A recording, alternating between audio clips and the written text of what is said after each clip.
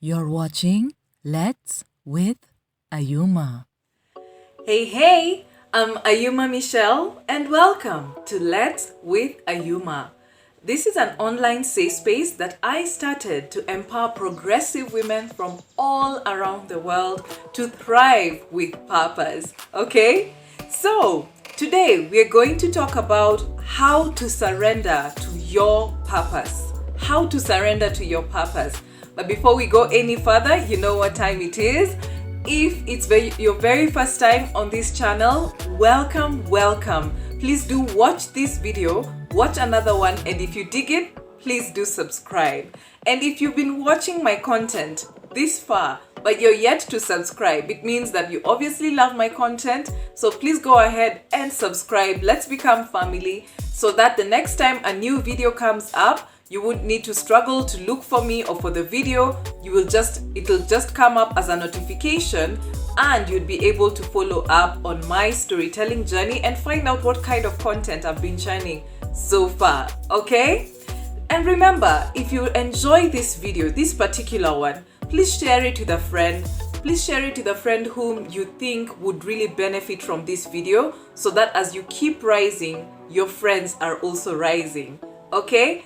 Awesome. So once again, today's topic is how to surrender to your purpose. The reason why I came up with this video is I've just been really reflecting on post-COVID stories that fellow entrepreneurs have been having, that we've been sharing with each other. And it feels as though many of us have really been challenged on our purpose. Many of us have been challenged to pivot, to change our ideas. But the thing, that remains consistent and constant, no matter whether tragedy hits or whether you're having good times or bad times, it's your purpose, right? The mission of your organization can even change. All manner of things can change. And even in your leadership journey, in your even personal life, so many things can change, but your purpose never changes because your purpose is the reason why you're alive today. It's the reason why you keep being given day after day after day, so that purpose is fulfilled whilst you're alive, okay? So but for me to better break down this video and the idea behind what I was actually thinking about, I would need to tell you a story. So story time. So when I started my business Let's, which stands for Leading Through Story, in 2015, my goodness, it's almost 7 years ago. I'm almost celebrating my 7th year anniversary. And it's just wild, and I'm so grateful for the journey so far. But you know what? Back in 2015, I had my own ideas of what this business should be. I had my own idea of what growth would look like. I had my own ideas of even what scaling would look like, what service offerings would look like, what my ideal clients would look like. And it is so far from what it is now, right? And because the journey that I've been over the last almost 6, but very, very close to 7 years now, I mean, it has really challenged me. I've learned so much about myself, but also the business has evolved into something completely different than I thought that it would have been years back.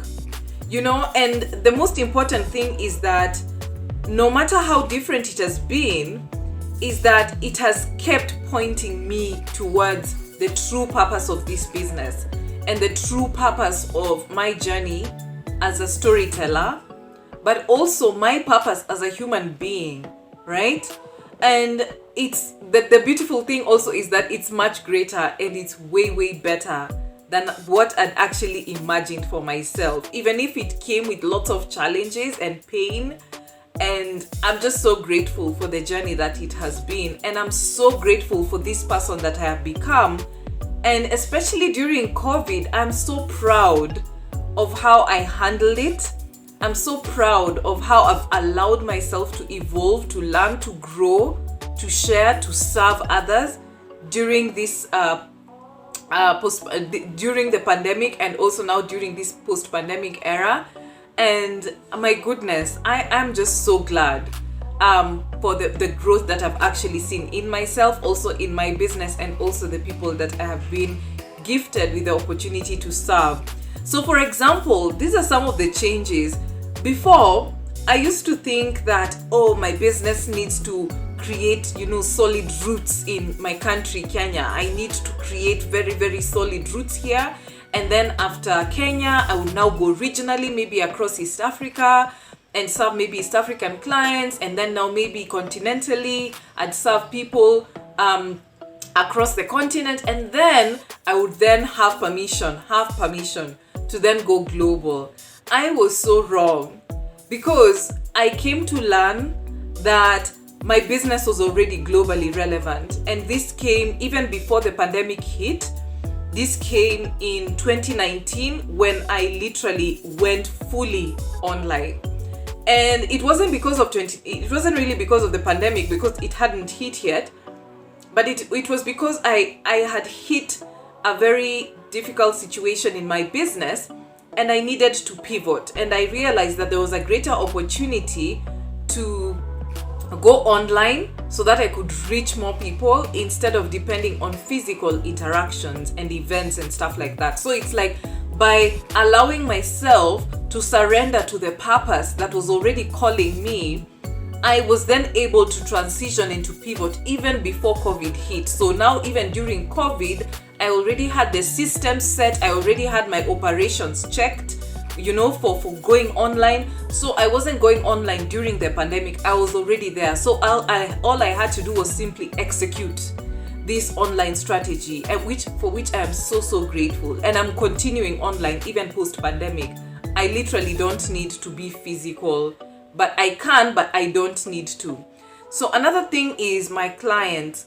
At first, I started with youth. I started serving young people because I also have a passion of, uplifting the young generation, because they are the future. That's how I see it. Even right now, I'm consistently planting, my content like this one on my YouTube channel. But I'm always looking for opportunities to speak to young people, and a specific type of young person who is in the leadership space. So I thought that my clients would actually be young people, and that maybe I would get these organizations like NGOs or corporates or whatever to fund these workshops, or the particular service offering I had at that time. My goodness, it completely shifted. And that came after 2 years of service, which then I realized, my goodness, I'm here to serve women leaders. Those are the kind of clients I've been called to serve. And it's in alignment with my purpose. My purpose is all about serving women leaders, right? Or pro-women organization. I'm here for women. My purpose is literally connected to womanhood, right? And then also my service offerings. I had started with workshops, and I thought, these are the things. This is how you can quickly, share information and across a wide group of people, and you can move faster. But my goodness, workshops have in fact become one of my least competitive service offerings at the moment. I still do workshops once in a while, but it's not my main service offerings, right? So right now my main service offerings are like coaching, keynote speaking, and voiceover acting. And right now, especially during this post-pandemic season, and also during the economic situation that currently exists in my country, it's so much fun to see how voiceover acting has literally even overtaken coaching and has become my primary at the moment. So it's just these things of consistently allowing myself to evolve and listening to what is my purpose calling me to do. Because as a voiceover actor, it's not just a matter of lending my voice and just doing that for the sake of getting cash, but it's a matter of lending my voice as an African female voice actor to voice certain campaigns that affect my people, my demographic, be it fellow Africans, be it people, the BIPOC demographic, which is Black, Indigenous, and people of color, or even women. So I have voiced, for campaigns to do with maternal health care in Africa, in Nigeria. I've voiced for campaigns that are looking for, talented Africans who can voice their online content and their e-learning content for African students in their universities. These are the kind of things that truly, truly, really touch me. And recently I got the opportunity to voice for an international organization that's really doing amazing work with immigrations. Therefore, it touches on refugees. And as you know, Africa has been known to really have a large group of people who are either known as refugees, or they're looking for opportunities as refugees. So these things really touch on people just like me. So it gives me so much joy to know that my voice as an African female voice actor I'm lending my voice to such campaigns, so that when these people hear my voice, they hear home, but they also hear somebody who's just like them, which is, it's become such a blessing. And this wouldn't have happened if I didn't allow myself to pivot, because last year, that's when I started my voiceover work officially. And I remember asking myself, when I saw fellow friends who are journalists and they transitioned into voice acting, I remember asking myself with so much conviction, why not me? If they can do this, so can I. So I'm so glad that I allowed myself to just surrender to this purpose calling me beyond the places where I thought that I would only serve as a storyteller, which is through workshops. Imagine if I still held on to workshops, what would have happened during the pandemic? Another thing is that I thought that my biggest financial pool or revenue stream would be coming from, let's say, corporate clients, right? Who call me for workshops and things like those. Right now, again, I'm in shock, because right now the highest amount of revenue has not only come from, has actually come from competitions, storytelling competitions. Also, it's come from storytelling awards, special awards that I've actually won. And also my voiceover work, and then also some very special coaching projects and clients. My goodness, unicorn clients that I've gotten to work with. My favorite has always been this boss woman, former Wall Street boss woman, who, when she was in Nairobi, I had the opportunity to work with her. And then through her, I was able to work with an international fashion designer who was actually pitching to some investors in New York, and she actually won the pitch. So, just getting to do such meaningful work and working with individual female clients who are women leaders who are doing amazing things in this world, I wouldn't have thought that I would have ever had the opportunity to serve the kind of women that I have maybe only read about on Forbes, or these big Vogue magazines. But these are women that I've served, who've been highlighted in some of these publications. So it's such a beautiful journey of joy and growth by listening to my purpose and just surrendering to my purpose. And of course, I thought that my vision would only be relevant in Africa, because I was very passionate about storytelling for women and allowing women's stories to change the world, like empowering women leaders to change the world using their stories. I thought, when I was starting out, I only thought that at some point, of course, year 2, when I realized that, I could work with women, even the youth, I thought that my vision was only worthy or acceptable in Africa. But as we speak, it's really beautiful how opportunities, like there's this ease that I've been having with attracting opportunities beyond even my country, beyond Africa, right? And then I've been able to serve 5 continents. I've been able to serve over 700 women leaders and 65 businesses across the globe. And because of that, once I got this global relevance first, which is so strange, then I started attracting Africa-specific opportunities. Then back at home here in Kenya, that's when some people started taking me seriously, right? So I didn't sit down and start begging for opportunities here at home, I followed where my purpose was already calling me, where my purpose was already relevant, and turns out the world was already ready for some of my solutions, business solutions as a storyteller.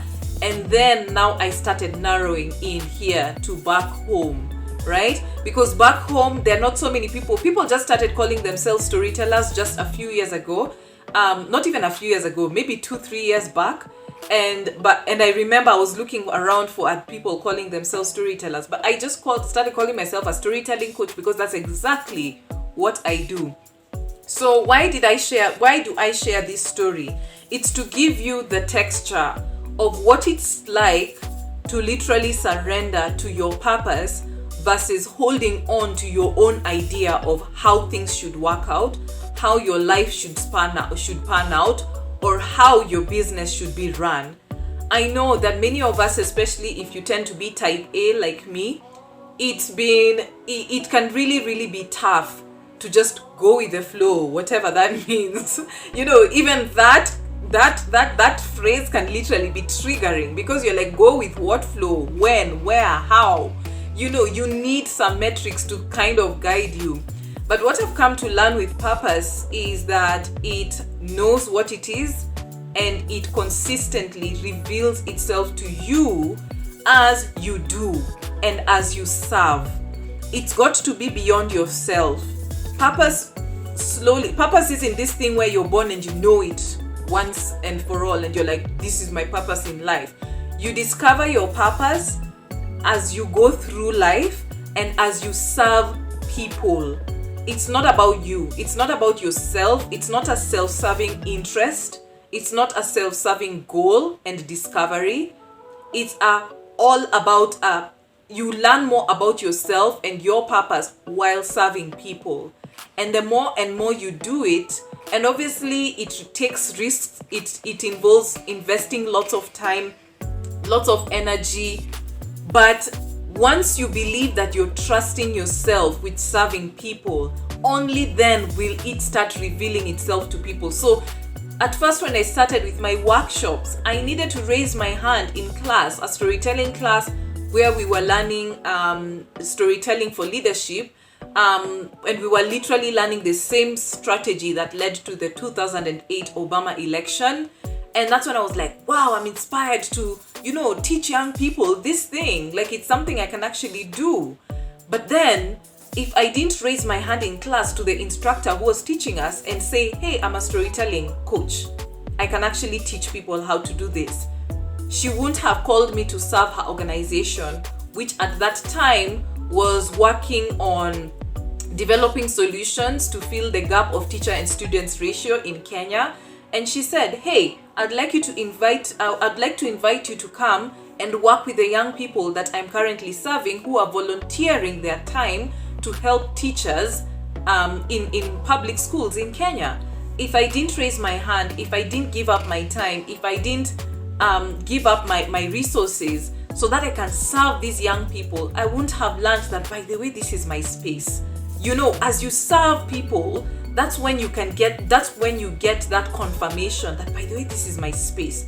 That's when you realize the ease that then comes with the gifts that have empowered you, that you have been fully resourced with to help you fulfill your purpose. If I didn't raise my hand, if I didn't step up, if I didn't market myself as a storytelling coach, if I didn't put up a poster, if I didn't do those things and just take the risk, even if one person showed up for some of my events, by the way, there's a time one person showed up, I still showed up for that one person. If I didn't pick up my camera and share this video, even if it's just going to impact one person's life, this is how I learned to show up for my purpose. And that's how I learned to surrender, by doing and by serving people beyond myself, right? And so on the way, you learn that you will be afforded the ease to do it. It does not mean that things will be easy, because obviously from just describing my journey in brief, you learn that it's not been easy. For 2 years, when I began my business, literally, I was barely making any money. I was simply serving, learning, relearning, serving, applying, like that over and over again, until finally I figured out a model that actually works for my business, right? So it's not going to be a walk in the park, but the ease comes in. You will realize that it becomes easy to say no to some things so that you say yes to your purpose. So you'll just find the ease in having that conviction and that clarity to know the kind of things you should invest your energy in and which ones you shouldn't, the kind of people you should be around and which ones you shouldn't, the kind of opportunities to explore and which ones you shouldn't. There's going to be an ease of yes or no in terms of prioritizing, right? Realize that when you keep holding on to your own way, when you keep on holding on to your own way, or when you keep on holding on to the stuff that you've built, sometimes you build something from the ground up and you build it your way and you say this is how things should be and this is how things should run. You will struggle, because to sustain it, you will need to sustain it with your own knowledge, with your own way and your own thinking. And the reality is, in leadership, we all have a blind spot, and sometimes you can literally be your own weakness to your own business. So if you don't go beyond yourself, and if you don't surrender to the process of, let's say, pivoting, of, let's say, going online, of, let's say, saying, hey, let me serve this new group of people, I've never served them, but hey, let me try them out, or hey, let me try out this new service, I've never tried it out, but why not me? Let me give it a go, and just on the journey, just giving yourself, being consistent on the journey of learning. Even if you fail, take it as a lesson and keep learning. If you keep on holding on to your own way, my goodness, it's going to be so difficult, because it will be self-reliant. You'll be relying on your own way. You'll be relying on your own wisdom. You'll be relying on your own strategy and mindset. But for you to give into your purpose is a collaborative effort, because along your journey, teachers are going to show up. Teachers look like circumstances. Teachers look like challenges. Teachers look like coaches and therapists and, friends and family. But sometimes teachers also look like times of isolation. Teachers look like COVID pandemic. Teachers look like, moments to pivot, or even opportunities like, hey, there's this voiceover thing that many of your friends who are journalists are doing it. Why can't you? And you rise to the call.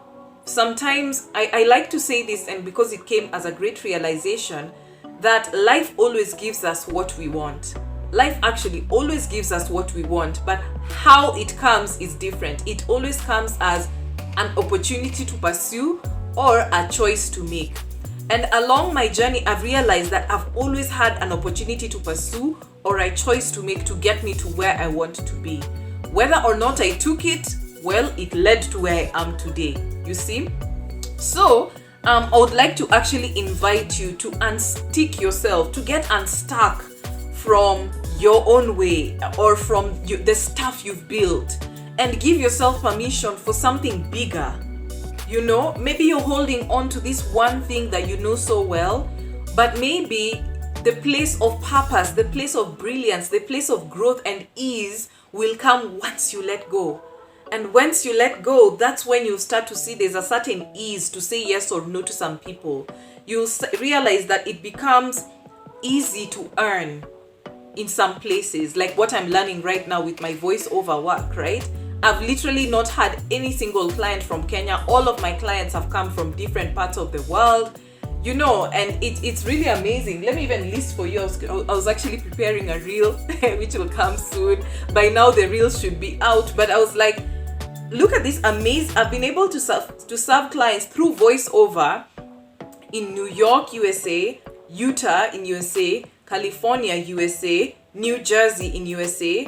I've been able to serve clients in Bristol in UK, in the United Kingdom, in Clermont-Ferrand in France. I've been able to serve Cross River State in Nigeria, Frankfurt, is it Frankfurt or Frankfurt in Germany, and also Geneva in Switzerland. Like, who would have thought? I've not even completed a year in voiceover work, but look at the kind of impact, the kind of work that I'm doing.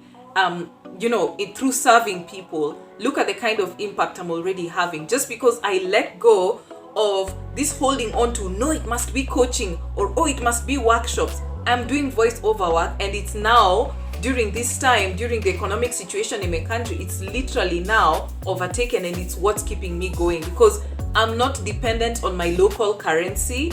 I'm dependent on work from different parts of the world. So even when my local network, so local work, is affected, I still have a revenue stream that's sustaining me, and even in dollars, which is one thing I've always wanted. I've always wanted to earn in dollars, and it's happening. So not unless you actually allow yourself to give up your own way of thinking, or the stuff that you've built, no matter with how much sweat. When you allow yourself to surrender to your purpose, the ease will come through, and especially it will give you permission to focus on why you're here, and allow yourself to let go of the things which look fancy, they look beautiful, you can even earn money, you can build a whole big life for yourself, but you'll feel empty inside because it has nothing to do with why you're really here on earth, right? So please give yourself permission to get into the business of why you're here. That is called your purpose. So surrender looks like saying yes to serve even when there's no reward, no clear reward. It looks like shedding off habits that keep you in your past and that prevent you from moving forward. It looks like breaking mental beliefs about yourself that could actually be limiting, but because you're holding on to it, it's blocking you from seeing the goal that's right in front of you, the open door. It looks like letting go of friendships, relationships, and even business partnerships that no longer serve your purpose, letting them go and allowing yourself to walk into the next season of friendships, relationships, and partnerships that will help you achieve your purpose. It also looks like saying yes to new opportunities, saying yes to even a new move, saying yes to taking new risks and taking a step of faith, saying yes to new friendships, saying yes to new relationships, saying yes to new adventures, where you have this one ticket, you don't know where it's leading, but saying yes to the adventure anyway, because you trust that it will lead you to somewhere great and somewhere amazing. Purpose is a journey, it's not a destination. And I hope that you will give yourself permission to discover that whilst you're still alive and as soon as possible, so that you can get to enjoy the deliciousness of that great journey. That's all I had for you today. What do you think about surrendering to your purpose? Are you struggling, especially now that we're in the post-COVID situation and season? Do you feel like you're struggling with letting go of what you're used to? Do you feel like you're struggling with letting go of the stuff that you've built so that you can give into new and emerging things that are coming up? Please comment below. I'd really like to learn from you because you're not alone. I'm struggling as well with some other areas of my life as well, but it would be great to learn from you as well. Please comment below. This is Let's with Ayuma, an online safe space that I started to empower progressive women just like you and I from all around the world to thrive with purpose. And if you need help from a coach like myself to get some clarity on your journey, please send me an email to info@letsfindyourstory.com, and I'd be more than happy to have a complimentary 45-minute discovery call with you for you to get clarity on your current storytelling challenge, and also for you to get to know how storytelling works at Let's. Okay? Remember, like, comment, and subscribe, and I'll see you in my next video. Bye-bye!